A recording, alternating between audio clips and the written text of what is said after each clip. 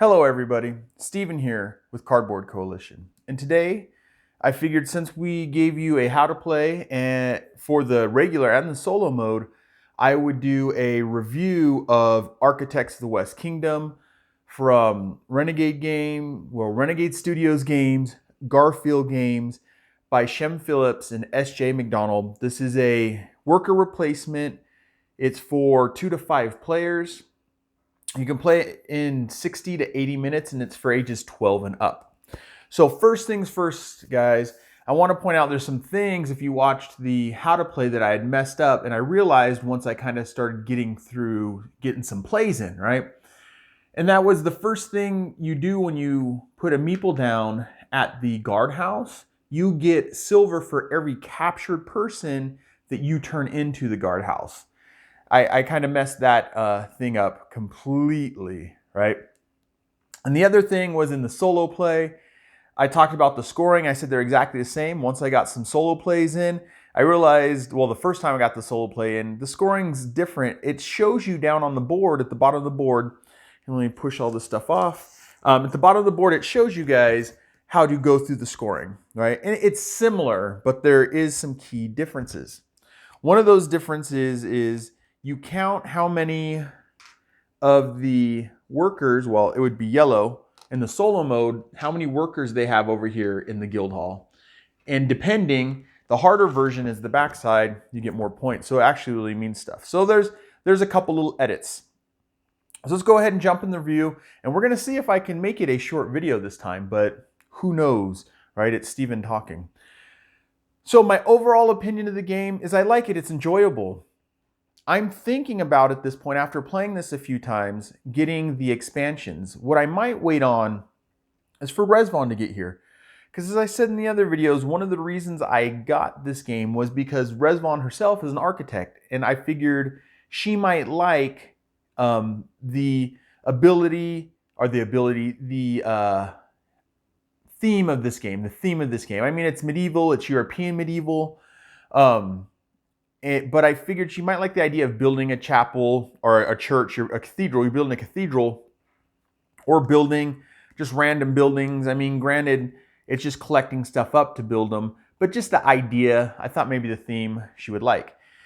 Now, for me, the theme, I like the theme. It's medieval.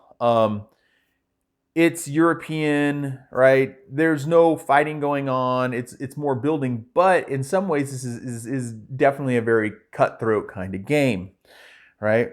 So some of the things that I really like about it are some of the, I don't know if gimmicks are the right word, but some of the mechanics in the game, right? The mechanisms, and I've heard the debate between, is it a mechanic or is it a mechanism, right? So some of the mechanics in the game is the word I'm going to use right now, is you have so many meeples. You start with 20 meeples and you put them on the board, and there's ways to get them back.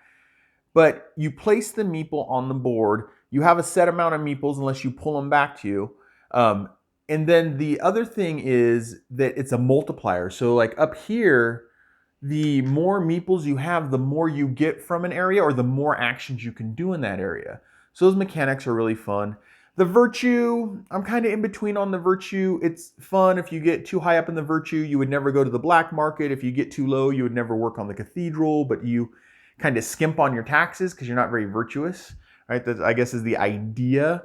But the virtue track is kind of interesting. But what I think I like the most about it is that you put down meeples and you start building up, right? So when I played this the other night at game night, I kind of messed myself up because I thought I was getting close to the end, and I was pretty sure that I might be the winner of the game. So I kind of want to end it quickly. Well, I ran out of meeples, and so what you have to do is once you run out of meeples, one turn you get to pick up one meeple and put it back. Just one, not a whole bunch. And then you can go around, and I did. I took it back and I put it in the right spot to collect up a bunch of my meeples and bring them back. But that slowed me down just enough. And one of my friends eked out a win by 1 point, eked out a win past me. So I do like that idea of going through this. So theme, I like. Theme, I think Resvon would like too. She gets excited. She really wants to play it. We're gonna have to try to see if we can play it with her. We've played Raiders of the North Sea, and we've actually played Champions of Midgard. They're both kind of worker replacement games with her, but I think there's a lot more going on here. Now, we're kind of moving into the mechanics. I kind of slid us from theme into mechanics. So let's go ahead and talk about that a little bit. I talked about some of the stuff. I talked about the amount of workers you put down doubles up your thing. The virtue track's kind of interesting. There's taxes that go on the tax stand, which gives someone a reason to collect up a whole bunch of money if they can, if there's a whole bunch there. Which drops them on the virtue track and kind of affects that. But it's kind of interesting. So your money that you pay for certain things when you're actually paying silver sometimes is divided. Like the workshop is 2 silver to this tax stand. I mean, it only leaves me 1 left, but it should be 2 silver back to the main pile, right? It's kind of interesting, a little different. Gives it a little flavor. I don't know how much that kind of affects the game. I did, when I played the other night, see people go to the tax stand a lot. In solo mode when I'm playing, there's really no reason to go to the tax stand because the AI doesn't pay silver, so you're not collecting up silver there. And then there's this race for the cathedral, right? The top spot is the highest by 8 points. If you can get to the top, no one else can get there. And that's another one of the mechanics is the cathedral's track gets skinnier and skinnier as it goes up. So at the top, it's only 1 person, 2 people, 2 people, 3, I think. I'm looking at it. Yep. That's how it goes. If you're playing with a 5-person game, there's definitely going to, I think, be a fight for that cathedral track. And when I played the other day, it was definitely a race for the cathedral track, which made me make some poor mistakes, I think. Could have made better decisions, but I didn't because I was trying to not let someone get that top spot and just have a ton of points to begin with, which worked out because then I only got beat by 1 point instead of 20 points. So mechanic-wise, it's fun. It's like a lot of worker replacements. Put your person down here, and a lot of these Renegade game ones where it is put down a worker, and some places you have choices. You do this or this or this. It's definitely there. I realize I do like worker replacement. I know Resvon does too. So there's a bunch of that. So the mechanics are fun. Now, the art, I think it's always worth talking about the art of the game, the aesthetics of the game, how it looks spread out, not just the art itself, but how it's spread out on the board. I feel like the aesthetics of these games, what they're doing with this stuff, so the North Sea stuff, the West Kingdoms, because I've looked at some of the expansions, and so you have Paladins and Viscounts, and then I think there's a couple expansions in there. They have the same feel for the layout, right? So the art and the kind of the aesthetics of it. Topographical, once you understand what the things do, and I find as I taught this to myself and other people, once they look down, they get like, oh yeah, I can go here and do this, right? And they're asking, sometimes they get a little confused and I mess up sometimes. Like down here, do we have to pay for cards? And I told someone yes, but I was trying to think through my move, wasn't thinking completely. You only have to pay for these people. But there was only a few where in other games where there's question. This one I felt like was easier to dive into. Now the other 2 players were people the other night when I was playing this that had played games before, so they're kind of used to the mechanics. We jumped into another game, and I won't mention it because it's a review for this, and we all got into it pretty quick. No one really knew how to play it, glanced at the rules, and played through and didn't have a lot of questions. It's a simpler game too. Now, but this, you can tell what's going on. You got like the King's Storehouse, and it just aesthetically pleasing to the eye, and it's the art and how it's spread out. It's not a bunch of words, it's not a bunch of clumped up stuff. And you'll hear Resvon talk about not a lot of reading, and it's because her first language is Persian, and only over the past year and a half or so has she really been learning English. She can read English, it's just slower for her, and it's hard when we're in video. But it does help make it an easier game to play when you don't have to pick up a card and say, with this card, go to the first spot. If that spot has this, then go to this spot. Double whammy, land, place down, now tap, right? You'll see those games, there's just a ton. And I personally don't like a lot of that, not because I can't read, but it's because I don't want to sit there and have to read the card and read the card. I want to be able to pick up the card, glance at it, look around, be like, okay, I know what I'm going to do. This card's going to be worthwhile, not worthwhile, all that kind of stuff. So aesthetically and how the game's set up, it's nice. It's easy to read. Now the amount of players, it's 1 to 5 players, because there's a solo mode. I can have the solo mode set up in front of us, which is interesting. I'll talk about the solo really quick, but I like the amount of players, 1 to 5. It feels like, so basically you go and then the AI, you flip one of their cards and you do what it says. They put a meeple down the location, and instead of doing the location, you do what it says. And I did a how to play, so you can look at the solo how to play if you want to know more. And there's some extra cards that get added in with certain things. But I feel very much in the AI, it's a race up this track, right?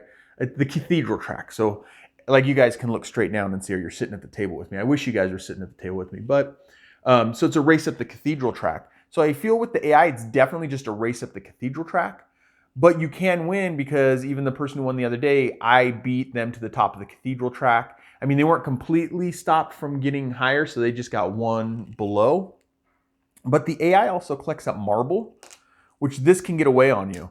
The AI made a whole bunch. Last time I played, I decided I'm going to take this route, do very cheap building cards, slap them down, try to race up the cathedral. And the AI almost beat me, right? And I'm not the best player in the world, but it was because they had a ton of marble. And they get simple marble for like turning people in and things like that, and they'll just get a marble. So, but I do feel like the primary goal when playing the AI is to race up the cathedral track. Now, I've only played it a few times. I don't know if I will get tired of the solo mode in going up that. And I know I'm meshing the kind of two there. So that's player count, 1 to 5, great for me. I'd be even happy with 6 just so we can get more people in playing. But 1 to 5 is the amount of players, and that's a great spot. I don't know if any of the expansions, because I haven't looked into them that much, have them. Like I said, I think I might look into them.